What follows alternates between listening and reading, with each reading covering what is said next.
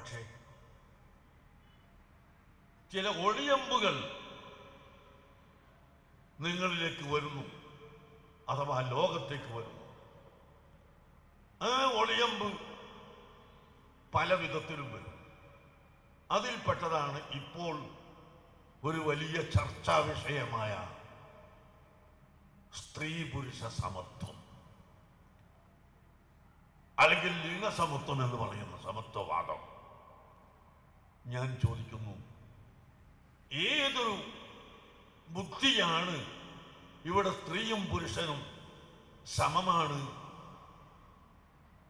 എന്ന് സമർത്ഥിക്കാൻ കഴിയുക? ഒരു കുട്ടിയെ പ്രസവിച്ചു കഴിഞ്ഞാൽ ആ കുട്ടിയെ വളർത്താൻ, വിനയത്തോടെ വളർത്താൻ, ക്ഷമയോടെ വളർത്താൻ സ്ത്രീകൾക്കുള്ള കഴിവ് പുരുഷന്മാർക്കുണ്ടോ? ഒരിക്കലും ഇല്ല, ഒരിക്കലും ഇല്ല. നിങ്ങൾ ലോകത്ത് നടക്കുന്ന സംഭവങ്ങൾ നോക്കൂ. ഒരു കുഞ്ഞ് പിറന്നാൽ വാത്സല്യത്തിന് വേണ്ടി പിതാവ് ഒന്ന് വാങ്ങി 5 മിനിറ്റ് കഴിയുമ്പോഴേക്ക് അവൻ തിരിച്ചു കൊടുക്കുകയാണ്. ആ കുഞ്ഞിനെ വളർത്താനും ആ കുഞ്ഞിനെ വൃത്തിയായി കൊണ്ടു നടക്കാനും അവരെ ഉറക്കാനും അവർക്ക് പാല് കൊടുക്കാനും ഭക്ഷണം കൊടുക്കാനും ഇതിൻ്റെ ഒരു കഴിവ് സ്ത്രീകൾക്കുള്ളതുപോലെ പുരുഷന്മാർക്ക് ഇല്ലേ ഇല്ല. പിന്നെ എങ്ങനെ സമം എന്ന് പറയുന്നത്? പിന്നെ പ്രസവിക്കാൻ കഴിവില്ലാതെ ഏതായാലും ഉറപ്പല്ലേ, അവന് ഞാൻ പറയേണ്ടതില്ല, അത് സ്ത്രീകൾക്ക് മാത്രമുള്ളതാണ്. അവിടുന്ന് തുടങ്ങുന്നുണ്ട് സമം ഇല്ലായ്മ. ഗർഭം ധരിക്കലിലും പ്രസവിക്കലിലും ഒക്കെ ഉണ്ട്. അത് പിന്നെ പറയേണ്ടതല്ലാത്തത് കൊണ്ട് ഞാൻ പറയുന്നില്ല. പ്രസവിച്ച് കഴിഞ്ഞതിന് ശേഷം ഈ കുട്ടിയെ വളർത്താൻ ഒരു പുരുഷന് സ്ത്രീയെ പോലെ കഴിയുകയില്ല തന്നെ. അത് ലോകം വിളിച്ചു പറയുന്നൊരു യാഥാർത്ഥ്യമാണ്. അതിന് കിതാബോധയോ അലീതോതയോ ആയത്തോതൊന്നും വേണ്ട, സമർത്ഥിക്കേണ്ടതില്ല. അതാണ് അങ്ങനെ. അതുപോലെ ഒരു ഭർത്താവ് വിഷമിച്ച് വീട്ടിലേക്ക് കയറി വരുമ്പോൾ ആ ഭർത്താവിൻ്റെ മുഖത്ത് നോക്കി പുഞ്ചിരിച്ച് അദ്ദേഹത്തിന് ആവശ്യമായ പാനീയങ്ങളും ഭക്ഷണങ്ങളും തയ്യാർ ചെയ്ത് കൊടുത്ത് അദ്ദേഹത്തിനെ സമാധാനിപ്പിക്കാൻ കഴിവുള്ള സ്ത്രീകളുണ്ട്. ആ സ്ത്രീകളെപ്പോലെ പുരുഷൻ എവിടെയാണ് കഴിവ്? പിന്നെ എവിടെ സമത്വം? അങ്ങനെ സ്ത്രീകൾക്ക് ചില പ്രത്യേകതയും മഹത്വവും ഇസ്ലാം നിശ്ചയിച്ചു. പഴയ കാലത്ത് ഇപ്പോഴും ചില മതസ്ഥരിൽ ഉള്ളതുപോലെ സ്ത്രീകൾക്ക് സ്വത്തവകാശമില്ല എന്നൊക്കെയുള്ള ചില പഴയ അന്ധവിശ്വാസം ഉണ്ടായിരുന്നു. ആ അന്ധവിശ്വാസം ഇസ്ലാം എടുത്തു കളഞ്ഞു. സ്ത്രീകൾക്ക് അവകാശമുണ്ട്, സ്ത്രീകൾക്ക് സ്വത്തവകാശം ഉണ്ട് എന്ന് പഠിപ്പിച്ചു. അവർക്ക് സ്വാതന്ത്ര്യം കൊടുത്തു. ഇതെല്ലാം കൊടുത്തിട്ടുണ്ടെങ്കിലും സ്ത്രീ പുരുഷ സമത്വം എവിടെയാണ് ഉള്ളത്? ഇനി പുരുഷൻ, ഞാൻ വെല്ലുവിളിക്കുന്നു, ഇന്ന് അമേരിക്കയിലും ലണ്ടനിലും മറ്റ് വലിയ വലിയ രാജ്യങ്ങളിലും പേരുകേട്ട വിദഗ്ധരായ ഡോക്ടർമാരുണ്ട്. ഹെഡ് ഓപ്പറേഷൻ നടത്തുന്നവർ, ഹാർട്ട് ഓപ്പറേഷൻ നടത്തുന്നവർ. 1000-1 സ്വന്തമായി ഇത്തരം ഓപ്പറേഷൻ നടത്തുന്ന ഡോക്ടർമാർ സ്ത്രീകളെ കൂട്ടത്തിൽ ഉണ്ടെന്ന് തെളിയിക്കാൻ പറ്റുന്ന ഒരാൺകുട്ടി ഈ ലോകത്തുണ്ടോ എന്ന് ഞാൻ ചോദിക്കുന്നു. ഒരിക്കലും ഇല്ല. കാരണം സ്ത്രീകൾക്ക് അതിലല്ല സർവശക്തൻ കഴിവ് കൊടുത്തത്. ഇതിൽ നിയന്ത്രണ ശക്തി അത് പുരുഷനാണ്. ഹിമ്മത്ത്, മനക്കരുത്ത്. സ്ത്രീ വിറച്ചു പോകും. ആകെ ഇപ്പൊ നമ്മുടെ നാട്ടിലൊക്കെ തന്നെ സ്ത്രീകൾ എവിടെയാ ഡോക്ടർമാര്? വളരെ ചുരുക്കം.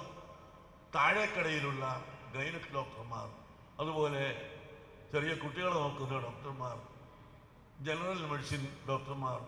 ഇതല്ലാത്ത വലിയ വലിയ വിഭാഗത്തിൽ എവിടെയാണ് സ്ത്രീകളിൽ ഡോക്ടർമാരുള്ളത്? ഒരു സർവേ നടത്താൻ നമുക്ക് തയ്യാറാവാം. ഒരിക്കലും ഇല്ല. എന്തുകൊണ്ട്? അവരുടെ ഹിമ്മത്ത്, മനക്കരുത്ത് അത് പുരുഷന്മാരുടെ അത്ര ഇല്ല. ഇല്ല എന്ന് പറഞ്ഞത് കൊണ്ട് അവരെ തരം താഴ്ത്തുകയല്ല. അവർക്ക് മറ്റൊരു കഴിവ് നേരത്തെ ഉണ്ട് എന്ന് ഞാൻ പറഞ്ഞു. ആ പുരുഷന്മാർക്കില്ലാത്ത കഴിവ് സ്ത്രീക്കുണ്ട് എന്ന് പറയുമ്പോൾ പുരുഷനെ തരം താഴ്ത്തലല്ലോ. അതുപോലെ തന്നെ പുരുഷനിൽ ഉള്ള കഴിവ് സ്ത്രീക്കില്ല എന്ന് പറഞ്ഞാൽ അതും തരം താഴ്ത്തലല്ല. അതുകൊണ്ട് ഒരു ബെഞ്ച് തന്നെ ഇരുന്നിട്ട് ആണും പെണ്ണും പഠിക്കണം എന്ന് പറയുന്ന ഈ വാശി യഥാർത്ഥത്തിൽ ഒരു ഒളിയമ്പാണ്. ഇസ്ലാമിനെ നശിപ്പിക്കാനും സംസ്കാരത്തെ നശിപ്പിക്കാനും ഉള്ള ഒരു ആസൂത്രിത പദ്ധതിയാണ്. ഇസ്ലാമിന് മാത്രമല്ല, എറണാകുളത്ത് വെച്ച് ചുംബന മത്സരം ഉണ്ടായപ്പോൾ അത് മനുഷ്യത്വരഹിതമാണെന്ന് പറഞ്ഞ ഒരാൾ ഞാൻ മാത്രമാണ്. അന്ന് എല്ലാവരും കൂടി എന്നെ നേരെ തിരിഞ്ഞു. ഓ, വല്ലാത്ത തെരിയൽ. ഇപ്പോൾ ആ മത്സരം നടത്തിയവരെ തന്നെ എവിടെയാണ് പിടിക്കപ്പെട്ടത് എന്ന് ലോകമിതാ കണ്ടറിഞ്ഞുകൊണ്ടിരിക്കുകയാണ്. അങ്ങനെ തോന്നിവാസത്തിലേക്കും വൈകാരികതയിലേക്കും മനുഷ്യനെ വഴുതിക്കൊണ്ടുപോകുന്ന ഒരു പ്രവൃത്തിയും മനുഷ്യത്വമല്ല. ഇസ്ലാം അനുവദിച്ചിട്ടില്ലെന്ന് മാത്രമല്ല, അത് മനുഷ്യത്വമേ അല്ല. അതുകൊണ്ട് തന്നെ സ്ത്രീ പുരുഷ സമത്വം, ലിംഗസമത്വം അത് ഒരിക്കലും ഇസ്ലാമികമല്ല, ബുദ്ധിപരമല്ല, മനുഷ്യത്വപരമേ അല്ല ആണെന്ന് പറയാൻ ഈ ലോകത്തൊരു ശക്തിക്കും സാധ്യമല്ല. ഇസ്ലാമികമായി പറഞ്ഞാൽ ധാരാളം പറയാനുണ്ട്. 1,24,000 പരം പ്രവാചകന്മാർ വന്നു. ആ കൂട്ടത്തിൽ ഒരു പെണ്ണ് പോലുമില്ല. 4 ഖലീഫമാര് വന്നു, അവിടെ ഒരു പെണ്ണ് പോലുമില്ല. 4 ഇമാമുകൾ വന്നു, ഒരു പെണ്ണ് പോലുമില്ല. നിരവധി മുഹദ്ദിസുകൾ, ഹദീസ് ക്രോഡീകരിച്ച പണ്ഡിതന്മാർ, അതിൽ പെണ്ണ് ഇല്ല. എത്രയോ യുദ്ധം നടന്നു, ഒരു യുദ്ധത്തിലും ഒരു പെണ്ണും ആ യുദ്ധം നയിച്ചിട്ടില്ല. നബി സല്ലല്ലാഹു അലൈഹി വസല്ലം തങ്ങളുടെ കാലത്ത് യുദ്ധം നടന്നു, ഒരു പെണ്ണും യുദ്ധം നയിച്ചിട്ടില്ല. സഹാബത്തിന്റെ കാലത്ത് യുദ്ധം നടന്നു, അന്ന് സ്ത്രീകൾ യുദ്ധം നയിച്ചിട്ടില്ല, ഇന്നും നയിക്കുന്നില്ല. എവിടെയാണ് ഇന്നും നടക്കുന്ന യുദ്ധം? സ്ത്രീകൾ സ്വതന്ത്രമായി നയിച്ചു കൊണ്ടിരിക്കുന്ന ഒരു സ്ഥലം പറയാനാകുമോ? സ്ത്രീകൾ അതിൽ പങ്കുചേരുന്നില്ലെന്നല്ല ഞാൻ പറയുന്നത്. ഇപ്പൊ പങ്കുചേരുന്നുണ്ടാവും. സ്വന്തമായി ഒരു യുദ്ധം നയിക്കാനുള്ള ശക്തി ഒരു പെണ്ണിന് അള്ളാഹു തആല കൊടുത്തിട്ടില്ല. അതിനുവേണ്ടിയല്ല അള്ളാഹു സുബ്ഹാനഹു വ തആല ഇവിടെ പടച്ചിട്ടുള്ളത്. അങ്ങനെ സൃഷ്ടിപ്പിൽ തന്നെ സ്ത്രീകളും പുരുഷന്മാരും വ്യത്യസ്തമായ രീതിയിൽ സൃഷ്ടിക്കപ്പെട്ടവരാണ്. അതുകൊണ്ട് സ്ത്രീകളെ ഏൽപ്പിക്കപ്പെട്ട കാര്യങ്ങൾ അവർ ചെയ്യുക, പുരുഷന്മാരെ ഏൽപ്പിക്കപ്പെട്ടത് അവർ ചെയ്യുക. വിദ്യാഭ്യാസ സ്ഥാപനങ്ങളിൽ, കലാലയങ്ങളിൽ നാളിതുവരെ എവിടെയെങ്കിലും ഒരു ബെഞ്ചിലിരുന്ന് 2 കുട്ടികൾ കൂടി പഠിക്കുന്നത് ഉണ്ടോ എന്ന് സംശയമാണ്. എവിടെയെങ്കിലും ഉണ്ടെങ്കിൽ ഇപ്പോഴത്തെ ഇവരെ പോലത്തെ ചില വാദികൾ വാദിച്ച് ഈ അടുത്ത കാലത്ത് തുടങ്ങിയതായിരിക്കാം. പിന്നെ 2 ക്ലാസ് ഉണ്ടാക്കാൻ സൗകര്യമില്ലാത്തത് കൊണ്ട് ഒരു ക്ലാസ്സിൽ സ്ത്രീകളും പുരുഷന്മാരും പഠിക്കുന്നു എന്നല്ലാതെ ഒരു ബെഞ്ചിലിരുന്ന് ഇടകലർന്നിരുന്ന് പഠിപ്പിക്കണമെന്ന് പറയുന്നത് ഇത് എവിടെയും ഒരു സ്ഥലത്തും നടക്കാറില്ല. മുസ്ലിമുകൾ മാത്രമല്ല, ഹൈന്ദവരും ക്രൈസ്തവരും ആരും നടത്തുന്നില്ല. ഇപ്പോൾ ഒരു പുതിയ വാദം കൊണ്ടുവരികയാണ്. ഇങ്ങനെ വാദം ഉണ്ടാക്കി കൊണ്ടുവന്ന് അങ്ങനെ ഇളക്കി മറിച്ച് എന്നിട്ട് ഞാനിത് പറയുമ്പോൾ എന്നെ ഒരു യാഥാർത്ഥികനാക്കി, വേറൊരാളെ ഒരു പഴഞ്ചനാക്കി, ഇങ്ങനെയൊക്കെ ചിത്രീകരിച്ചു കൊണ്ട് കുറച്ചു കാലം കഴിയുമ്പോൾ നമുക്ക് ഇസ്ലാമിനെയും എന്നല്ല മനുഷ്യത്വത്തെ തന്നെ ഇവിടെ നിന്ന് ഇല്ലാതെയാക്കി കളയാം എന്ന ധാരണയുള്ളവരാണ് ഇത്. പക്ഷേ പറയുന്നവർ എവിടെയും പറയണം, അതാണ് ഞങ്ങൾക്ക് പറയാനുള്ളത്. ചില സ്ഥലത്ത് മാത്രം പറഞ്ഞാൽ പോരാ, ഈ പറയുന്നത് എവിടെയും പറയണം. അത് സ്കൂളിലേക്ക് മാത്രം ബാധകമല്ല, എല്ലാ സ്ഥലത്തേക്കും ബാധകമാണ്. പരമാവധി കഴിവിൻ്റെ പരമാവധി എല്ലാ സ്ഥലത്തും അത് ബാധകമാണ്. സ്കൂളിലേക്ക് മാത്രമല്ല, പള്ളികളിലേക്കും ഒത്തുപള്ളികളിലേക്കും മറ്റ് സ്ഥലങ്ങളിലേക്കും എല്ലാ സ്ഥലത്തും ബാധകമായി ഇരിക്കാൻ പരമാവധി ശ്രമിക്കേണ്ടതും അത് പറയേണ്ടതുമാണ്. അപ്പം അതുകൊണ്ട് ഞാൻ പറയുന്നത്, ഇങ്ങനെ നമ്മുടെ വിശ്വാസത്തെയും നമ്മുടെ സംസ്കാരത്തെയും എടുത്തു കളയാൻ, ഇവിടെ നിന്ന് ഇല്ലായ്മ ചെയ്യാൻ ഒരു വിഭാഗം ആളുകൾ ഇങ്ങനെ ഗൂഢതന്ത്രം നടത്തിക്കൊണ്ടിരിക്കുകയാണ്. അത് നാം ശ്രദ്ധിച്ചിരിക്കണം. അതുപോലെ വിശ്വാസപരമായി നമുക്ക് പൗരാണിക മുസ്ലിങ്ങൾ പഠിപ്പിച്ചു തന്ന വിശ്വാസമുണ്ട്.